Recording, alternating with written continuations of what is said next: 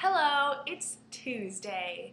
It's actually 3 in the morning and I decided to do this now because I'm working on an essay and I'm not finished with it yet, so I'm not going to get to bed until super late, and tomorrow I have class from 9 to 4 and then I work from 5 to 8, so I won't even get back to my room until like 8:30 and I'm just going to want to sleep.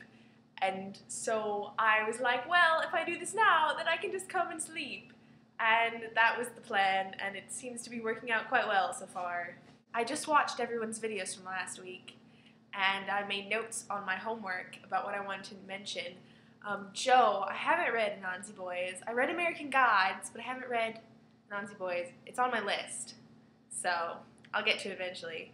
Someone also mentioned Tifios, and I don't remember if I think I mentioned that before, but it was a really good book. So again, if you haven't read The Fault in Our Stars, even if you haven't read anything else by John Green, you should go read it.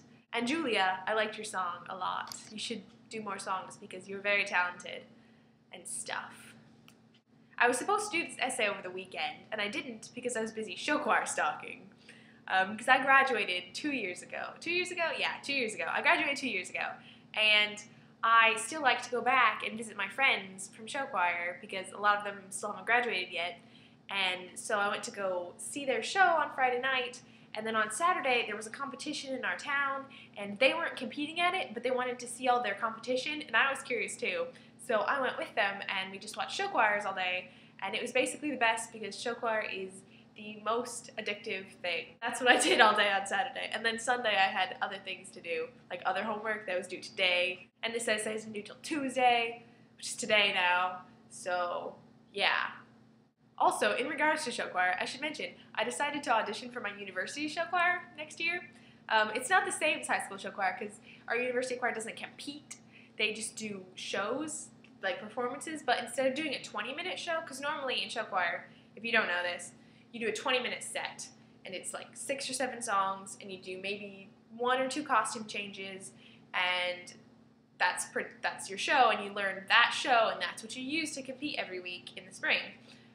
But here at university, they do a show every couple months, and instead of being 20 minutes long, the show is about 2 hours. So it's an intense amount of singing and dancing, and I really want to do it. And I didn't do it this year or last year because I just don't have the time in my schedule because you have to practice every day. But I think I have time next year, so I'm gonna try out and hopefully I make it because that would be awesome. Anyway, I thought I'd share. So the essay that I'm writing is about the love song of J. Alfred Prufrock. It's for my American Lit class. And if you haven't read the love song of J. Alfred Prufrock, you should read it. It's not a love song.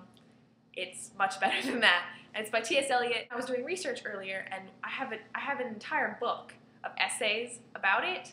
And when I was reading through it and trying to find stuff to use in my essay, and one of the essays was about how J. Alfred Prufrock in the poem can be compared to Professor Moriarty from the ACD canon, and it made me so happy because I just felt like everything in my life is just kind of like melding together. And it was actually an essay in response to an article in the Baker Street Journal that had compared J. Alfred Prufrock to Sherlock Holmes, and this author was like, no, he's way more like Moriarty, and it was possibly the funniest article I've ever read just because it was so relevant to my current interests. So now I'm going to go try to track down that Baker Street Journal article. The great thing about being in college is that you have access to so many things. My library doesn't have the Baker Street Journal, but if I go online, I can go through my university and request it from other universities, and then they will copy it